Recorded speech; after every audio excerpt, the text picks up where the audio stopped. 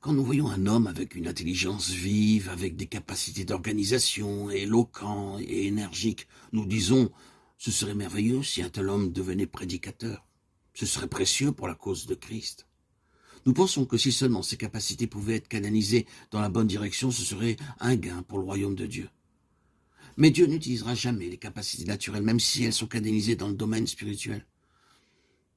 S'il doit y avoir un témoignage du Seigneur, alors tout doit procéder de lui.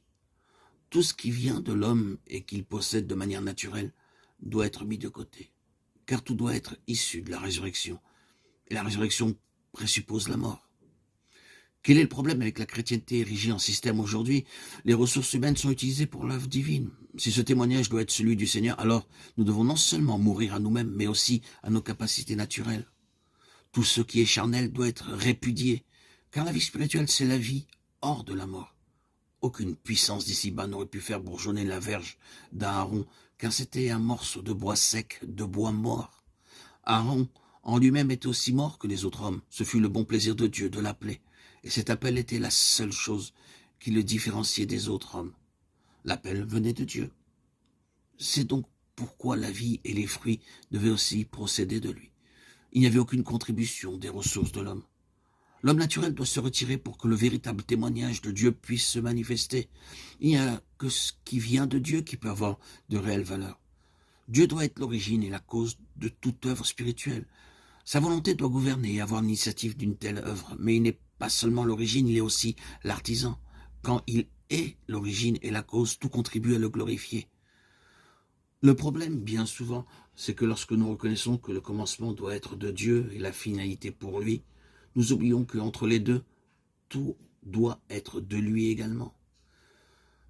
La volonté de Dieu gouverne le début, la puissance de Dieu gouverne la cause, et la gloire de Dieu gouverne la fin. Celui qui travaille doit bien entendu recevoir la gloire. Si donc quelque chose de nous s'introduit dans l'œuvre, nous aurons cette gloire. La question de la gloire ne se pose pas à la fin, mais au milieu. Lorsque nous commençons à utiliser notre énergie, alors nous ravissons de la gloire à Dieu. Lorsque nous voyons le peu de valeur de tout ce qui est naturel, alors nous aspirons à la vie et la puissance d'en haut. Et spontanément, nous levons les yeux en disant « À toi soit toute la gloire ». Le témoignage du Seigneur repose sur la puissance de la vie qui a vaincu et qui est hors de la mort. Remarquons que s'il doit y avoir une claire expérience de la vie de résurrection, il doit y avoir cette nuit devant le témoignage. Nombre 17, 7 et 8. C'est quelque chose d'essentiellement expérimental. Nombreux parmi ceux qui servent Dieu n'ont pas le désir de passer par cette nuit. Ils veulent aller plus loin, mais sans la mort, il ne peut y avoir de ministère dans la puissance de la résurrection.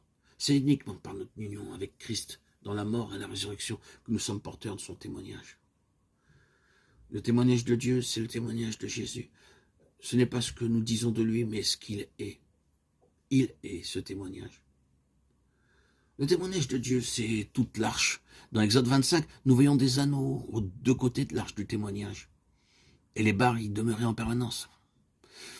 Ainsi, le témoignage pouvait être porté à tout moment. Notre témoignage, ce n'est pas quelque chose que nous préparons rapidement quand le besoin s'en fait sentir. Mais c'est un témoignage toujours prêt, qui trouve son expression fondée sur la volonté de Dieu pleinement accomplie. C'est ce que nous connaissons de Christ dans une expérience continuelle et non quelque chose qui est préparé pour une certaine occasion. Loué soit Dieu, il n'y a rien à faire pour ce témoignage. Il est entièrement de Dieu. Tout ce que nous avons à faire, c'est de le porter.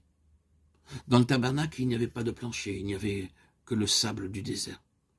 C'est maintenant, pendant notre pèlerinage, que nous devons porter ce témoignage. Nous devons connaître le Seigneur en expérience chaque jour. Ainsi, ce témoignage pourra être toujours manifesté.